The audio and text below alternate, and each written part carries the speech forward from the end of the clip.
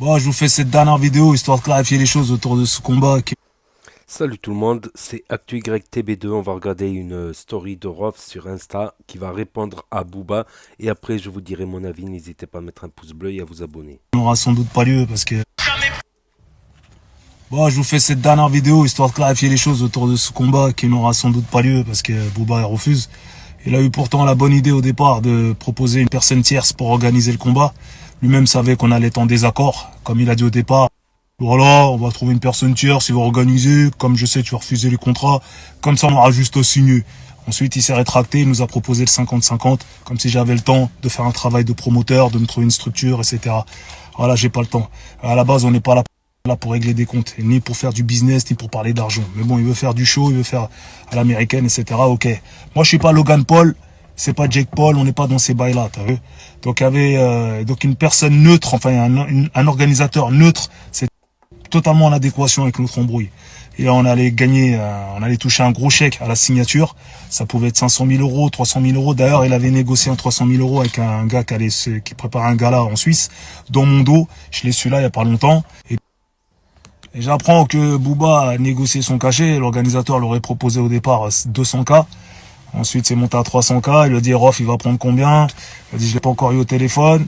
Et puis finalement, voilà, il a proposé un 50-50. Il voulait avec lui, et l'organisateur a refusé, il a dit écoute c'est soit on prend tout en charge, soit rien, bon voilà, ça s'est arrêté là, ils se sont pas entendus, et là il s'est rétracté, il est revenu vers moi pour me proposer le 50-50. Moi j'ai pas de structure, j'ai pas le temps de faire tout ça, t'as vu, tout ça c'est un travail de promoteur, c'est pas mon métier.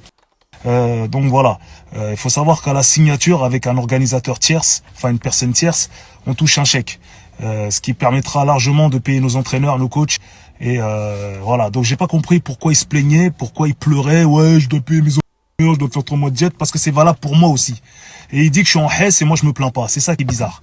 Vous comprenez? Donc voilà, à la base, on touche un gros chèque au départ à la signature. Juste pour le droit d'exclusivité et permettre à l'organisateur de faire le... Bon, maintenant, je vais m'adresser à tous ceux qui ont envie de se greffer à cette histoire, comme c'était leur embrouille. Déjà d'une, on sait que vous faites ça pour buzzer parce que vous n'existez pas. Vous êtes en manque de reconnaissance, vous souffrez. 2, mêlez-vous de votre cul parce que moi je me mêle pas de vos salades. 3, j'ai peut-être l'âge de votre père, t'as vu, j'ai pas votre mental. Moi j'ai refusé aucun tête-à-tête, tous les mecs de ma génération le savent bien, peuvent témoigner. Booba il a vraiment pas mon parcours dans la street et vous n'allez pas inverser les rôles.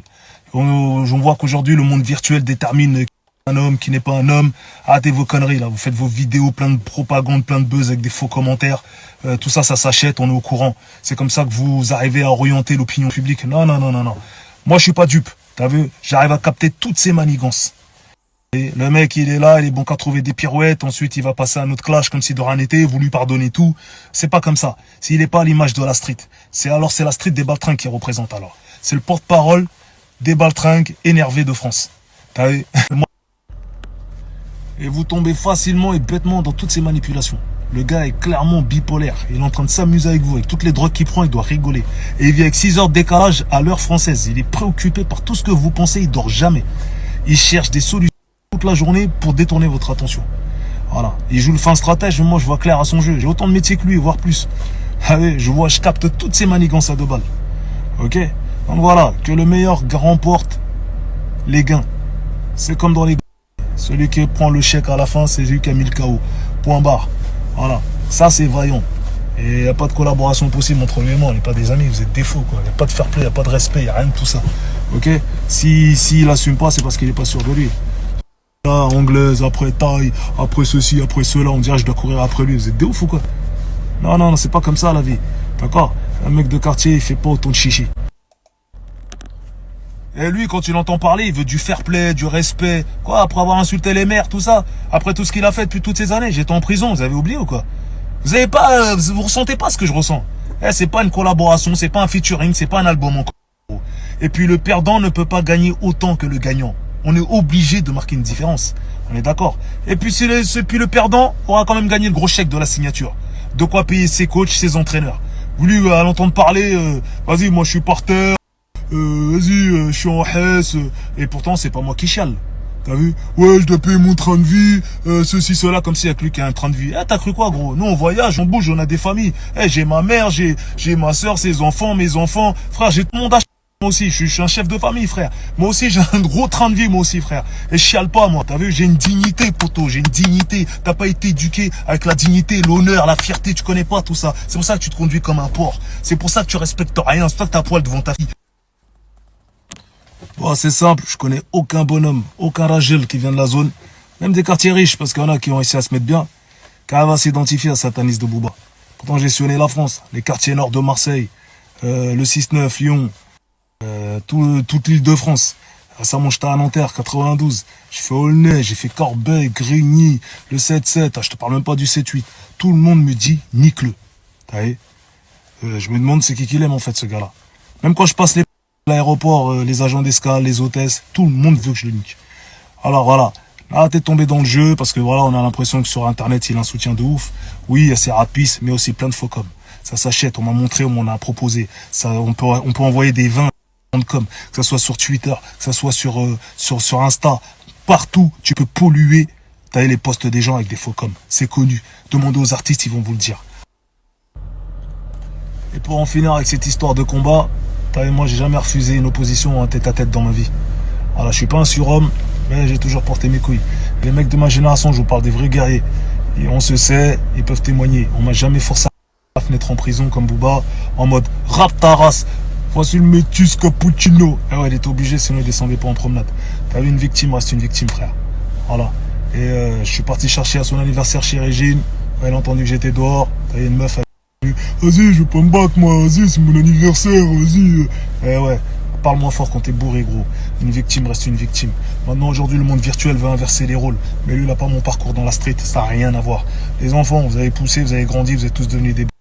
Et voilà, il faut connaître l'histoire des gens. Parce que là, maintenant, ce qui se passe, c'est que vous vous trompez d'ennemi. Voilà. Ok. Le mec, il a ringardisé les quartiers, il est en train de twerker. Il est à poil dans sa douche, il est défoncé à la coke, il fait n'importe quoi. Vous le suivez. Voilà, si ce combat se fait, ça se fera à huis clos. Parce que vous savez très bien que ça va partir en couille s'il y a du public et aucun préfet de police va valider ce projet, oublié. Et la Fédération française de boxe va jamais valider ce projet non plus. Et voilà, vous savez très bien qu'elle a poussé un coup de gueule pour les matchs des influenceurs, dans le sens où elle a trouvé que c'était pas respectueux pour tout le circuit qu'il doit avoir. Pour passer d'amateur à professionnel, il faut une licence, on n'a pas de licence. On a passé la quarantaine, ça va poser un gros problème. Compliqué, oublie. On est obligé de parler de ces paramètres-là, parce que le public ignore tout ça. T'as vu, on est obligé d'en parler. Mais ça a rien de se raconter des histoires. Ok. Voilà. Donc l'organisateur gagnera 20%, le reste au vainqueur. Voilà, c'est comme dans la street. Quand tu tapes, tu gagnes. Tu prends 2 couilles en plus, t'as 4 couilles à la fin. Voilà, frère, c'est la même chose. Au Glory, tu gagnes au gros chèque quand t'as gagné.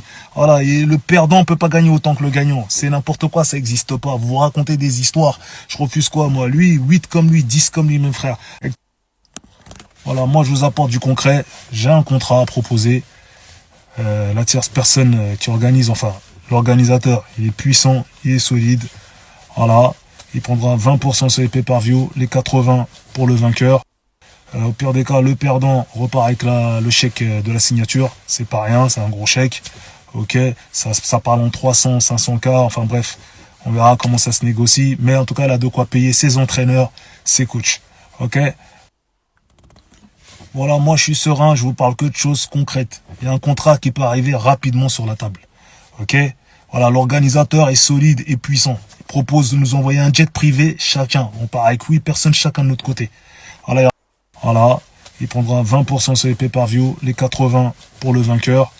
Au pire des cas, le perdant repart avec le chèque de la signature. C'est pas rien, c'est un gros chèque.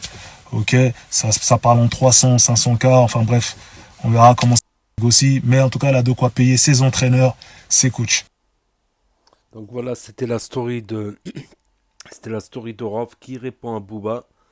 Voilà, Booba et Rof qui ont convenu de faire un octogone. Mais bon, encore, ils sont pas encore d'accord sur la discipline, boxe thaï, MMA, boxe anglaise. Il me semble que Rof, il est plus boxe anglaise ou l'inverse.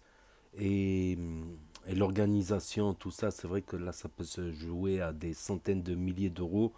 C'est vrai que j'y avais pas pensé, si y a le public, ça peut vite partir en vrille aussi, entre le public, entre les supporters de Rof et les supporters de Booba. Ça, c'est vrai que c'est un truc à pas négliger. Donc voilà, après, comme il a dit Rof, Booba peut très bien demain clasher quelqu'un d'autre ou la semaine prochaine clasher quelqu'un d'autre et oublier cette affaire. Alors qu'il y a des sous quand même, parce que le rap, ça paye plus comme avant à l'époque des CD. Parce qu'aujourd'hui, ok, il y a Spotify, Deezer, tout ça, mais c'est moins, on va dire. Ça représente moins qu'à une certaine époque, on va dire. Donc, les rappeurs doivent faire d'autres choses à côté s'ils veulent un train de vie exceptionnel, un gros train de vie, tout simplement. Après, c'est mesquin de parler comme ça quand on sait que des gens ont un train de vie de SMICAR ou un train de vie de RSA et ils ont du mal à joindre les deux bouts, effectivement. Donc bon, on va suivre quand même cette affaire sur Actu YTB2. Donc, bon, il y a Caris, Booba, un précédent, ça n'a jamais été fait.